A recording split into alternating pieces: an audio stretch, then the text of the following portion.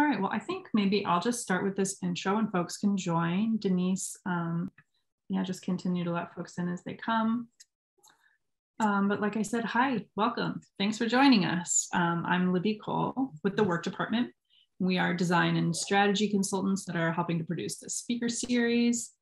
Denise and Fatima, who you see on the call, are also part of our team. And Fatima is going to be taking notes. Denise is sharing her screen right now and will be help facilitating the chat. So yes, pleased to see everyone. This is our third in a 5-part series on public space programming. This learning series is designed to help organizations provide space and activities for Detroiters to stay active during every season. And today we are joined by Anthony from 𝐒𝐿 Coalition, Anthony Benavides, and he is going to share about ways to keep the park and public space safe for visitors of all ages and backgrounds. Let's see. Take a charger with you. I'm just going to mute folks as they join, but feel free when the time comes to unmute yourself and ask questions. Let's see. Last time we heard from the Belle Isle Conservancy and Chandler Park Conservancy about implementing programs, particularly about working with volunteers and staff and getting the word out in order to have successful programs. We'll have 2 more sessions after this one, which you can see Denise, if you can go to those sessions. Our next one will be on October 28th, and we'll be joined by Tracy Lawrence with the City of Detroit, who will take us through the process of acquiring a permit from the city. And you can find out more about the next series at pistons.com/letsplaytraining, and we'll put that link in the chat for you. You can also find the recordings from our last sessions there.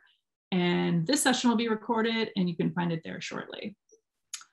Before we get started, I'm going to introduce Alana Glass. Alana is the director of Project Play, Southeast Michigan, and she's going to say a few words about our sponsors and partners.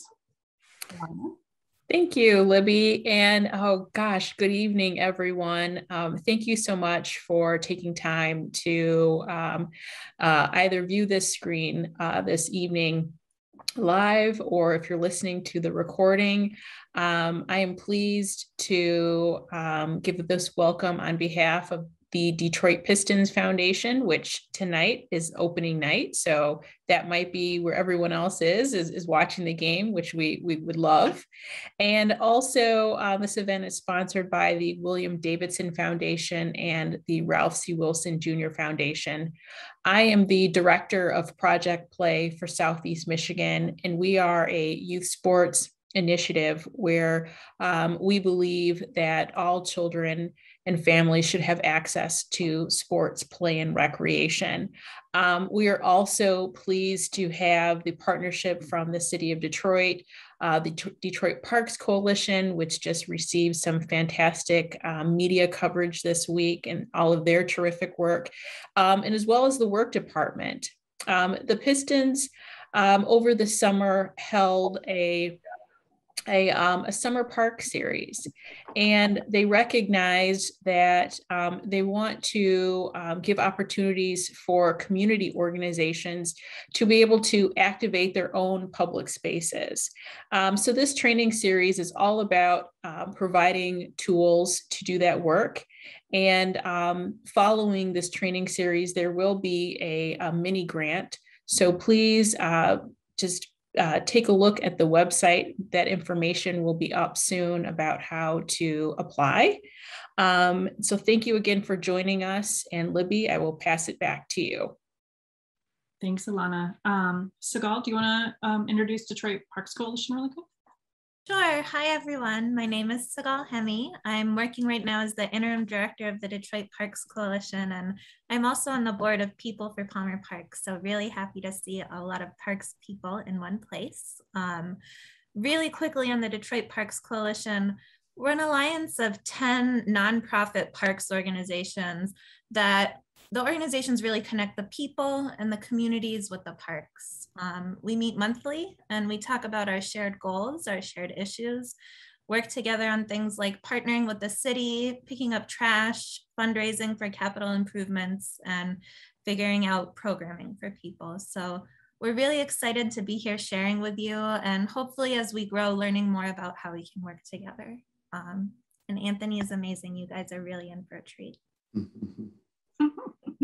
Thank you.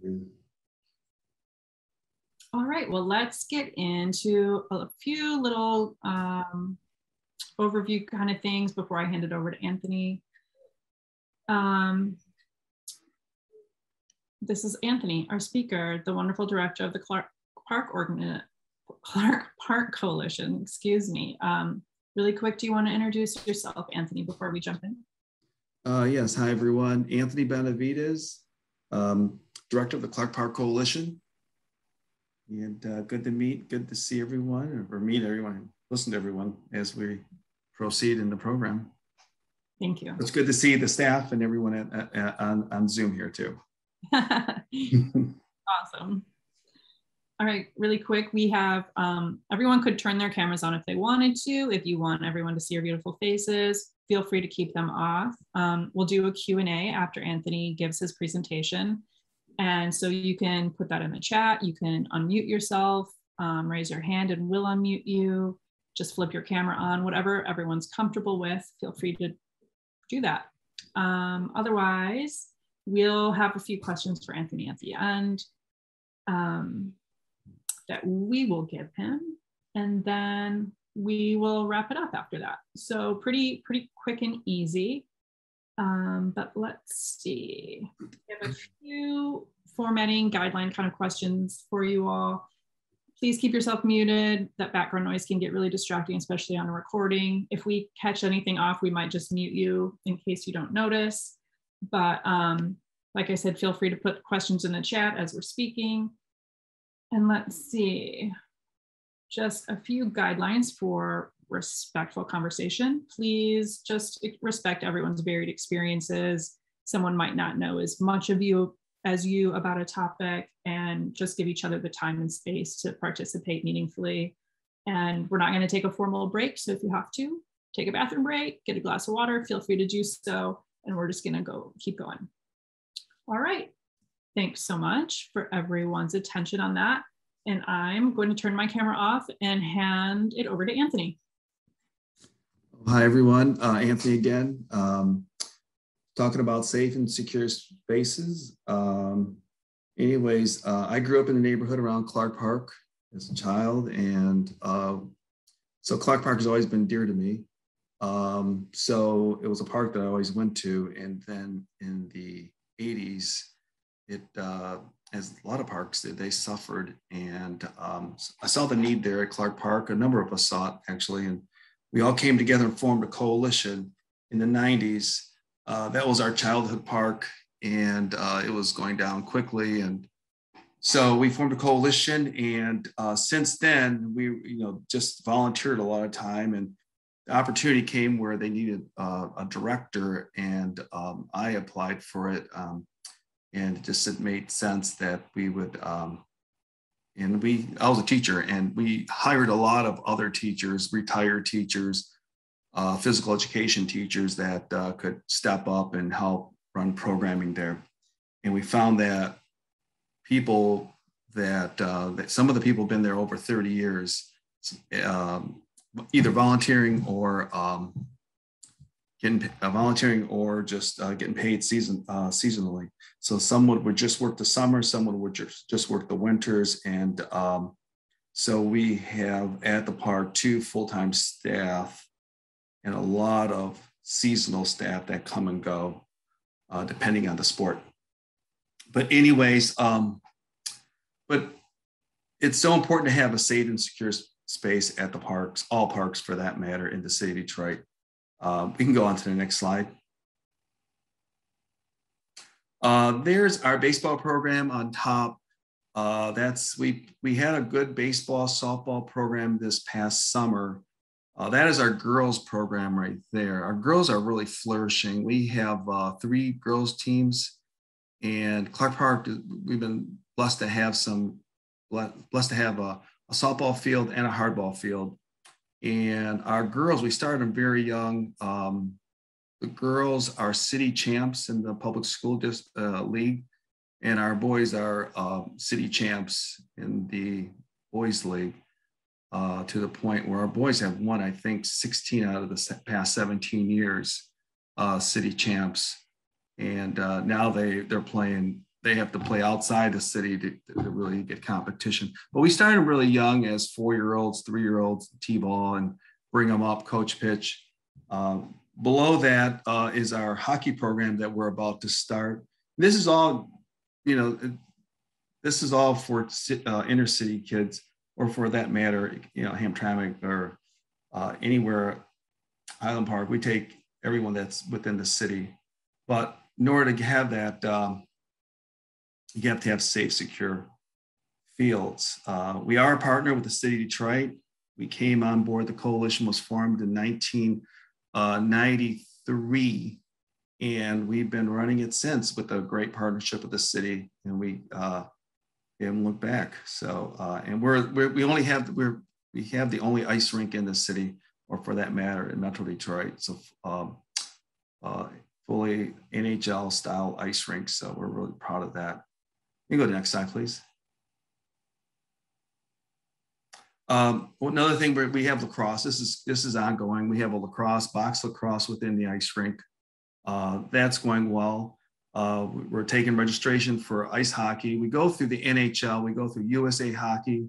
That gives us credibility that we can play other teams outside of Detroit, whether it be, anywhere in Michigan, actually. So our kids are all registered with USA Hockey, and NHL has been a real big funder and resource for us. And we also have coaches registration.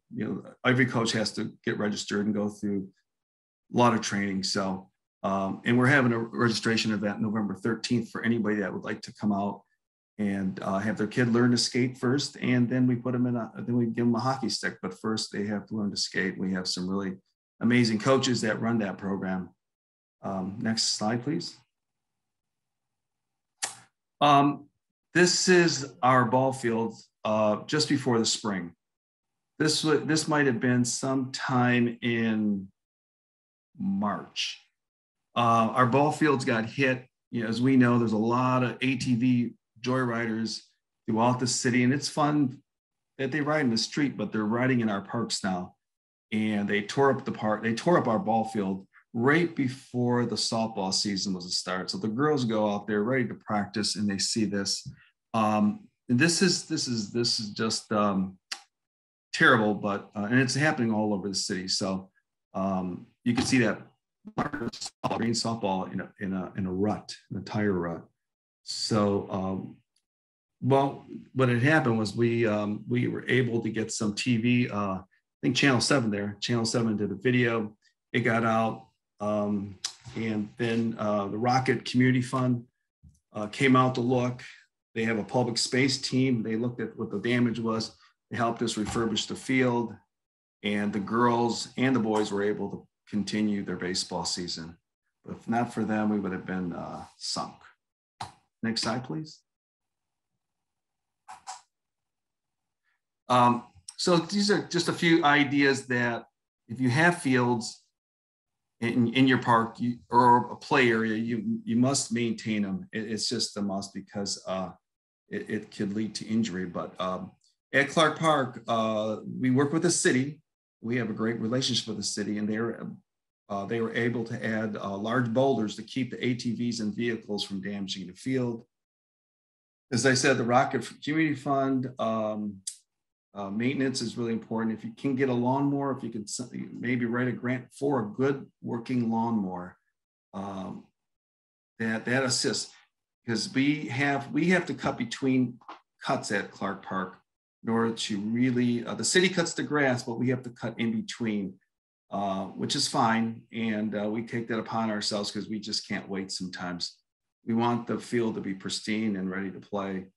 And mowing decreases insects and debris. So you really need to have a couple lawnmowers if you really want to take it serious. And also always inspect the fields. so that kids aren't running into a hole and breaking their ankle or having a knee injury. That must be done as soon as possible. So we inspect our fields daily when we go out each day. Next slide, please.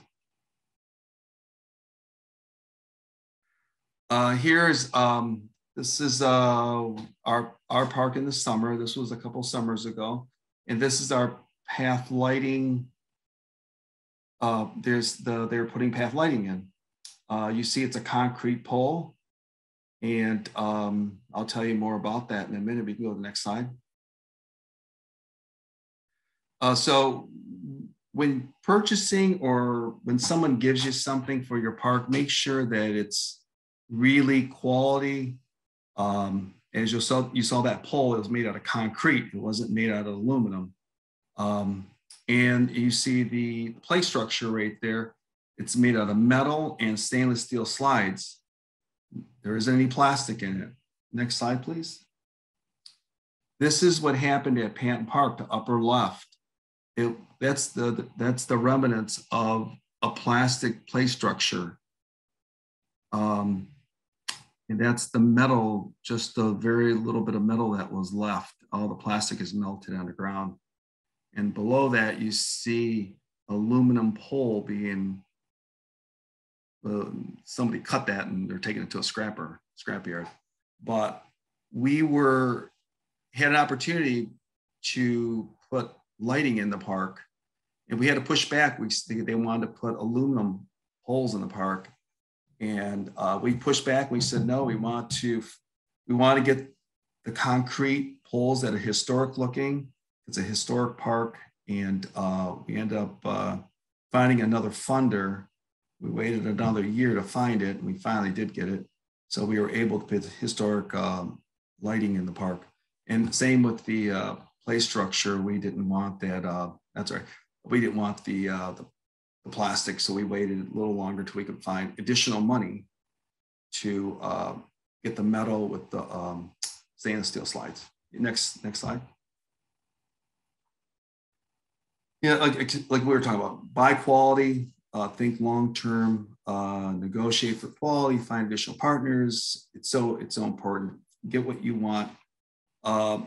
Always get equipment with few moving parts, because there's more moving parts that is in equipment. It's going to break faster. There's just weak points.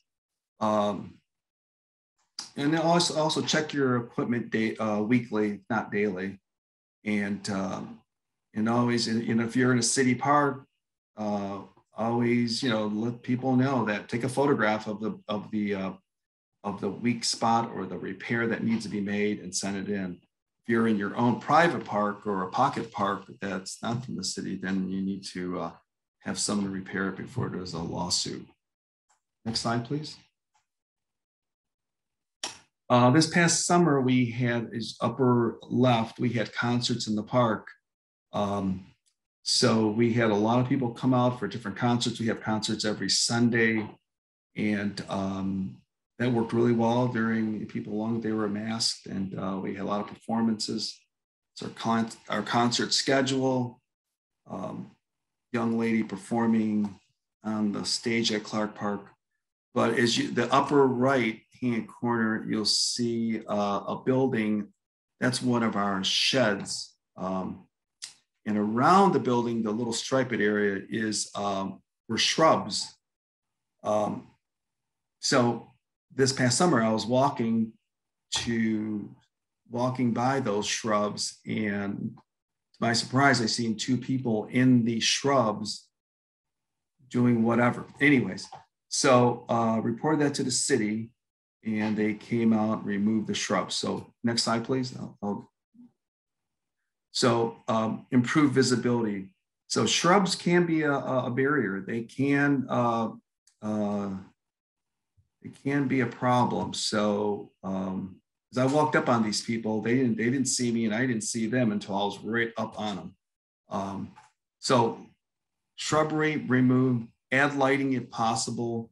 Always report lighting that's not working if you're in a city park.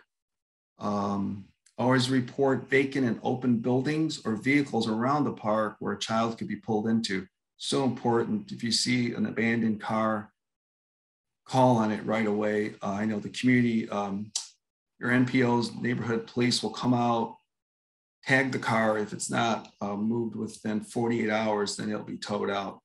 So, you know, it's very dangerous. I know right down, we're surrounded by 3 schools, and there was a big van, advertising van that was parked in one of the parking lots as kids were walking to school with the doors open.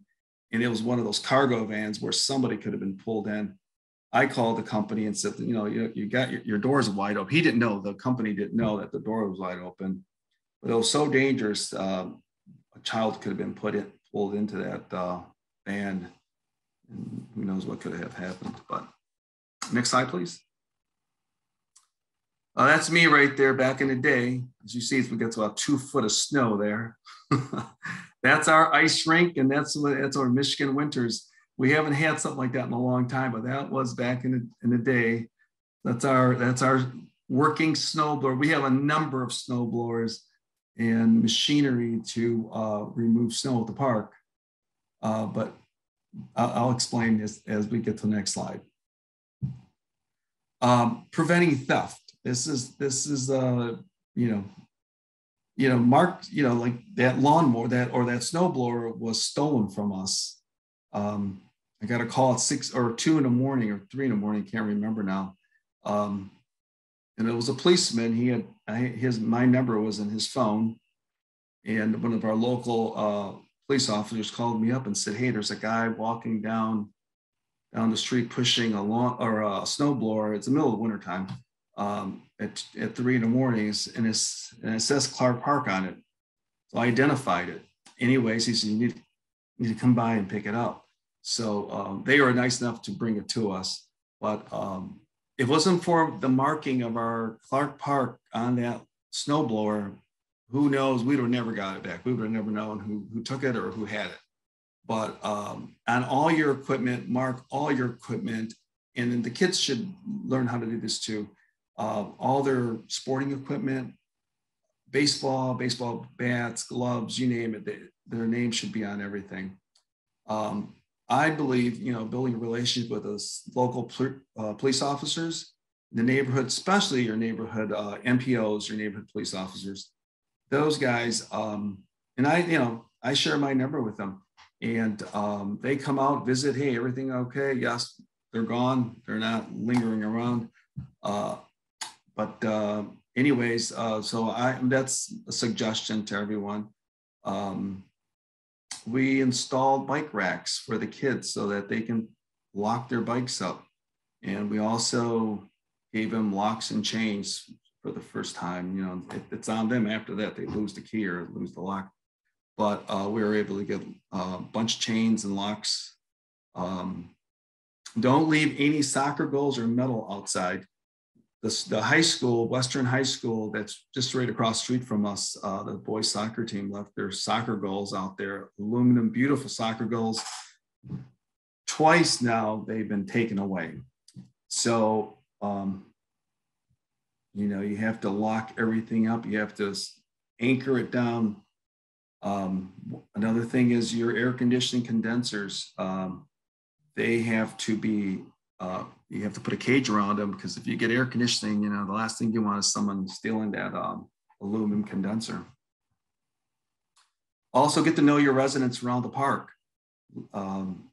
They will let you know when there's issues. I was at a store. I was at a Honeybee getting some groceries, and the lady right there, she was a cashier. She said, "Hey, Anthony," she happened to live across the street from the park. She says, "There's a lot of partying going on in the parking lot every Saturday, every Friday when you guys leave." So I ended up locking the gates. So there's gates that you can lock it. So they're making a lot of noise. They're drinking. They're just not doing the right thing. So I locked the gates, kept them locked every night. It was with me. It was someone else that would lock the gate at 10 o'clock. And that did it for a while. So you just have to you'll surprise people. You have to move people out. and your stuff's going to get stolen. You know, you're going to lose stuff, but try not to get upset about it. You're going to leave stuff out. People's going to steal your stuff. So, but the thing is not to get upset. You can buy it again. Next slide, please. Park cleanliness, big, you want this to be front and center. The city takes our trash out, but it's been an issue with us. And, let's just say it's been an issue. Anyway, so we need more trash cans, more trash bins, and you also need to empty them regularly. So pocket parks, there's people that, have these little parks in the city or their own park. They really need to have them, have the garbage can emptied. Have donated gloves, get, paper picker uppers, trash bags, tarps, shovels, and rakes for volunteer groups. If you guys get a church group or a group that wants to come down and help out, you got to have this stuff available. They might be able to bring some stuff, but they're not going to bring everything. So you really need, and people don't want to pick paper up with their hands anymore. So you need those long paper picker uppers and keep track of them, write your name on them, and keep track of who you're giving them to, have a log, a list of who you gave your stuff to. And always mark your shovels, mark all your equipment with your name on it, because it will walk away. Like I said, close the parking lot in the evening. Also, if you have an event at your park or at your space, have the organizer take the trash with them. I don't know how many times people's had events at Clark Park, and well, the city's supposed to take the trash. If it's on a Friday night, that trash is there Saturday night, Friday night, Saturday night, Sunday night, and then it's picked up on Monday. There's 2 nights that trash is out there, and you're going to get people ripping the bags open and looking for cans and bottles. So you need to really, whoever have the birthday party, take the trash with you. Also remove graffiti within 24 hours. That's just something, we had in Southwest Detroit, we really had a graffiti problem. A lot of kids identified with graffiti, and so it was a task, educating kids and educating parents on graffiti and the negative effects of graffiti that plays on kids and adults. So, it took a while, but we got it down. I mean, honestly, we've been graffiti free for years now, I can honestly say. So it's not even in their, kids aren't looking to graffiti anymore or do destructive things, because they want to keep their park up. And so hopefully that can resonate throughout all the parks in the city. Next slide, please. Safe access to parks. If your school, this is a school grant, Safe Routes to Schools. Our schools received a couple of these grants it's a state grant. And so this really helped us out in our park, our sidewalks, and around the school in the surrounding neighborhood. They repaired the sidewalks, they removed low-hanging tree branches, and they removed dead trees. So that was a real improvement around our park and schools. We also requested speed bumps around our park. Kids were flying or adults were flying, and we also requested stop signs and crosswalks. I know it was some people didn't want them, but at the end of the day, it made a real big difference. So now we have them, and everybody's glad that we did get it. Also, snow removal off of sidewalks. We find that we have walking groups come at Clark Park during the winter. We have whether it be mom groups, mothers pushing strollers. You see all kind of people walking around Clark Park. So we try to hire people that will remove our sidewalk. We try to get it free, of course, but it doesn't work always that way. Remove broken glass. If you see it on the sidewalks, parking lots, any kind of debris for that matter, your parking lot needs, and we hire kids from Western High School to do this, so that they can get a little part-time job, a little bit of get a few dollars in their pocket, go out and clean the parking lot. Anyways, next slide, please. That's me right there. If there's any questions, I have the email there, my personal email. Any questions, our website. That's me, Clark Park Coalition right there. That's our stage right there. Awesome. Thanks, Anthony. That was great. Really helpful. Folks, start formulating questions if you have them. I've got a few that I'm going to ask right now, but feel free to put them in chat or turn on your video, unmute yourself, whatever you're comfortable with. But Anthony, has there ever been a time when you could have handled a situation better than you did in retrospect? Or a time where you learned a lesson from a situation? Yeah, there's been, early days, you kind of, maybe you flew off the handle a little too quick. And I think that's just human nature.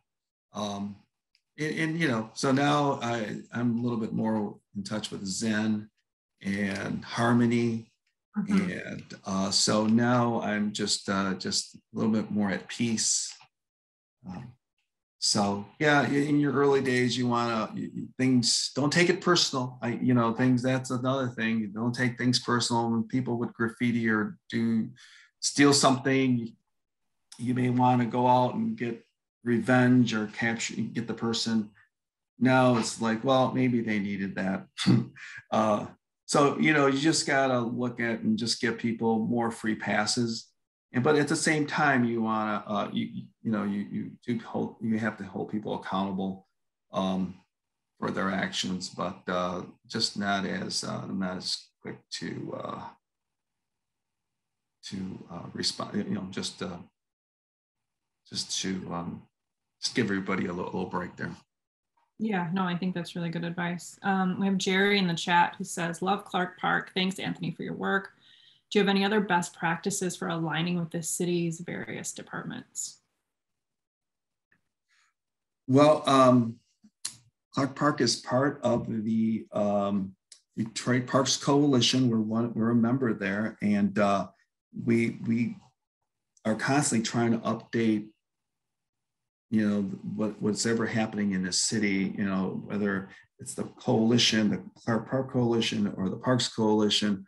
We're always trying to have better communication with city services and people that's in these departments. So I would say just best thing I think is just if there's a problem you see in a park, take a photograph of it. And there's I can't remember what it's called now, but you can. Anyway, so it's through the City of Detroit app. You can send it on. I can't remember the name of it offhand, but anyways, that's one way of dealing with things. Or just bringing. There's a problem. Bring it to attention to the park directors and see if they can get that fixed. Yeah, the idea with the coalition is really great, because being kind of power and partnerships. Maybe you could talk a little bit about how that came together and kind of the idea behind that. Yeah. So Clark Park, back in the day, Joe Rashid was running a parks. Maybe 10 years ago, he was running a parks. We had meetings with several different pocket parks, and we were all kind of looking for best practices. That kind of faded off, and eventually, not sure how it started, but it was Palmer Park, Rouge Park, Belle Isle, and Chandler Park and Clark Park. We all got together and we decided to have meetings and how we could share ideas and get some funding for each park. And we have 𝐒𝐿 there, and she's been a real asset for us at the Parks Coalition, and everybody works hard there and trying to bring in funds and bring attention to our parks. So now we've added a lot more parks. So we want to share the news and share best practices with other parks that are up and coming and struggling. That's helpful. Thank you. I think, yeah, I think that's important to, you know, form partnerships, and especially among parks of similar sizes and maybe that have like some, share some attributes. I think that'd be really helpful. Sonia, we have Sonia. Did you want to ask a question? Yes, good evening, everybody. My name is Sonia Hill. I'm the president of the 7 Mile and Hoover Block Club, and I'm community liaison director for the 9th Precinct here in Detroit. My question is, with all the vacant lots that we have throughout our city, and we have these block clubs, is there any initiatives where people are buying these lots and turning them into parks or some things for a safe place for kids to play? Is there an initiative that will be in place where the block clubs can start doing these type of, building and, making play spaces for kids?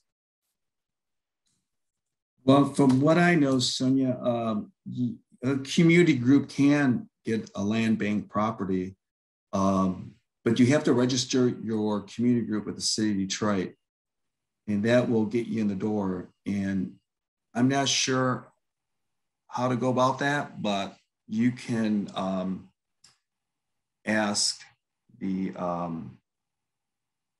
city. I'm not sure what department. I guess you would have to call what district you're in. I'm not sure what district you're in. You would have to call your district manager and find out if your block club / community group is registered with the city of Detroit. That's the first thing you have to do.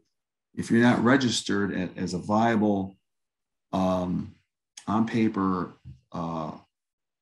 community group block club, you won't have a chance. But if you are, you're definitely in, and you're able to get it and turn that into a park. Yes, go ahead. Yes, because we've been registered since 2009.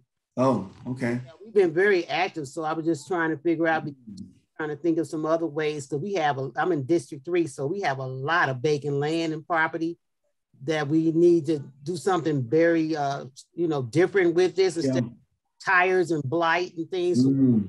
Beautify over here. So that would be a great initiative. So I'm going to check into it. Thank you so much for your information.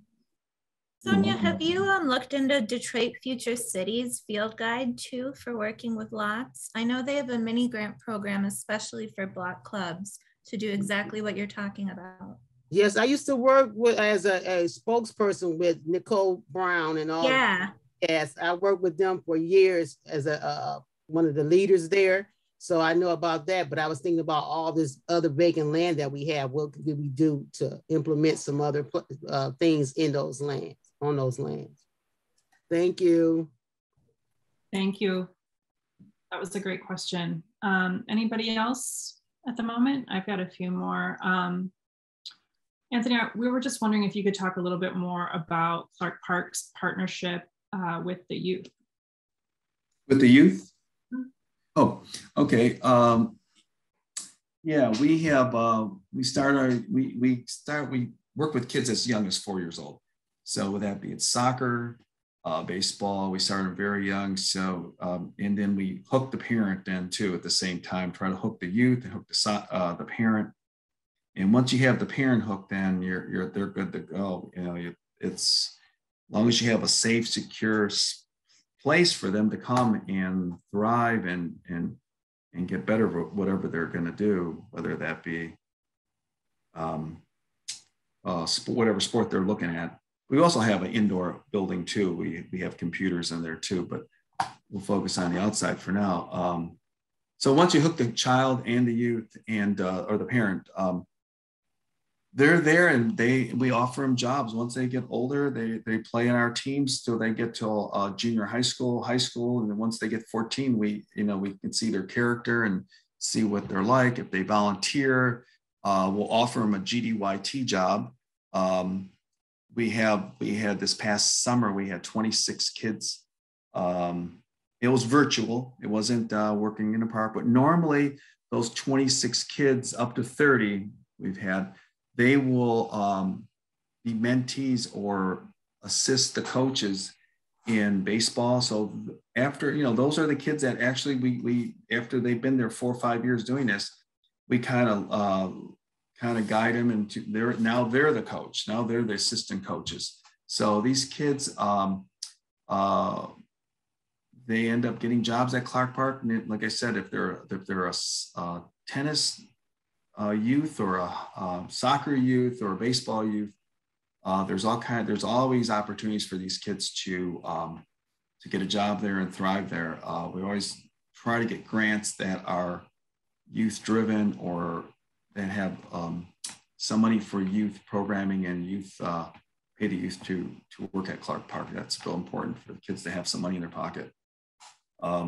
So yeah, we love the kids, and they come to Clark Park. We say it's their park, and it's like, okay, you need to go out and clean. We're having cleanups. All the parks have cleanups, but we try to have cleanups periodically, and always try to get the youth involved. Awesome, thank you. Yeah. One other thing we were kind of wondering about is Clark Park has such a diverse community, Spanish-speaking population around it. And how do you engage everyone, and how do you make everyone feel welcome in such like a large park with so many different kinds of folks? Yeah, first the park is about, I think our participation, our kids it's about 60% Latino, that area, and about 20% African American, about 20% Caucasian. And but speaking for the Latino population, most Latinos, they do understand English, but some of them it's their first language is Spanish. So we have to have everything translated in Spanish, and then we have community staff there that are Spanish speaking. Most of the kids that are there, they're Spanish speaking also, but not all, but majority of them are Spanish speaking. They're bilingual. So if a person comes in, they're welcomed, and they are able to speak to them in Spanish, figure out what their needs are. All our paper that we send out, all our flyers are back and forth Spanish, English. So they're like I said, they have a good place to go to and a fun place, and they feel accepted and wanted and needed there.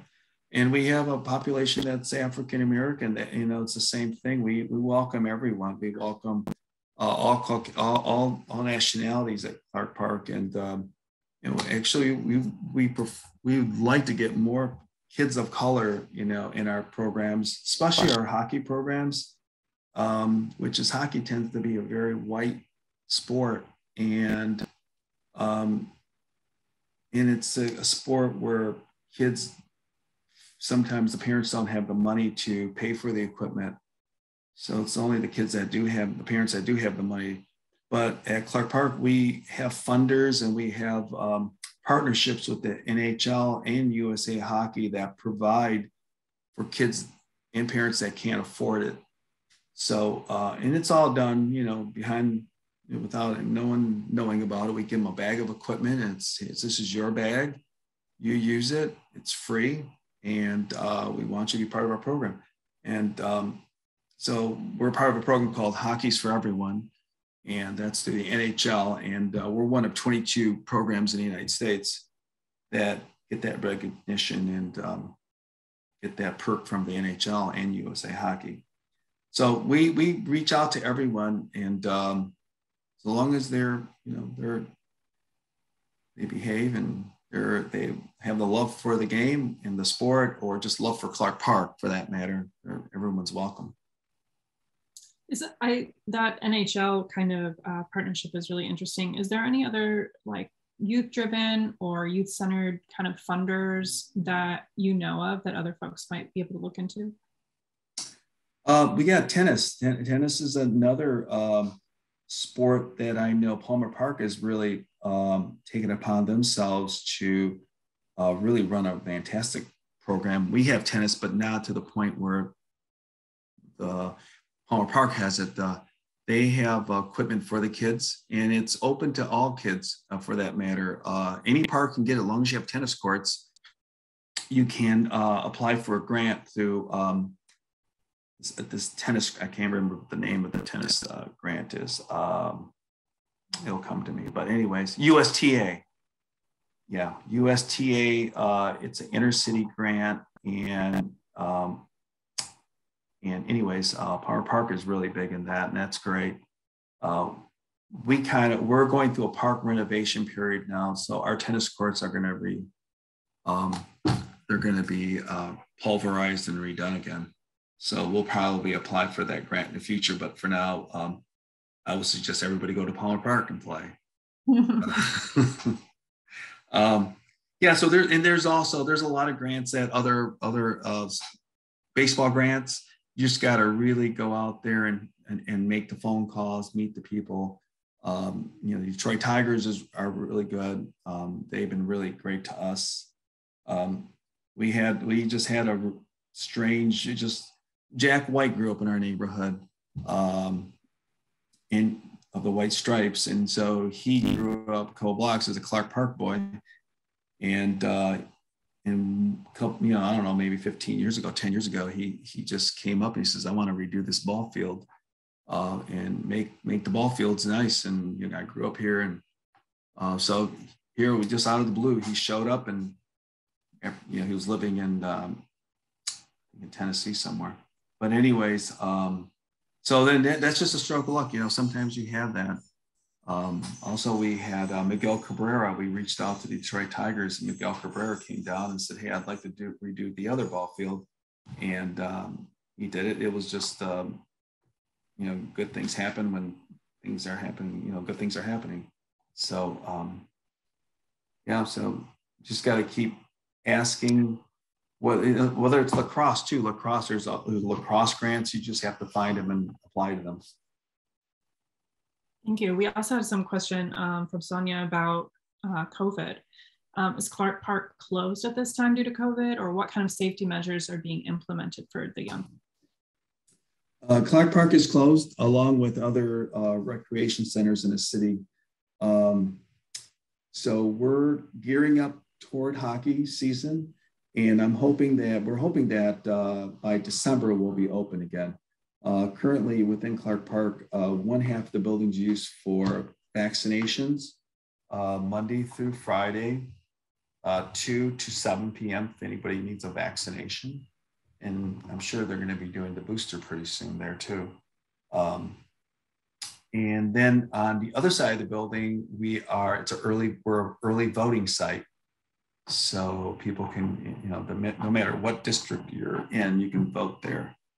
But we're hoping that voting should be done. The voting site should, be from now till the 3rd of November. So, but we are closed right now. But we're outdoor. We're doing everything outdoors. So we haven't really stopped. We ran a girls program, a boys program. We had all kind of activities during the summer.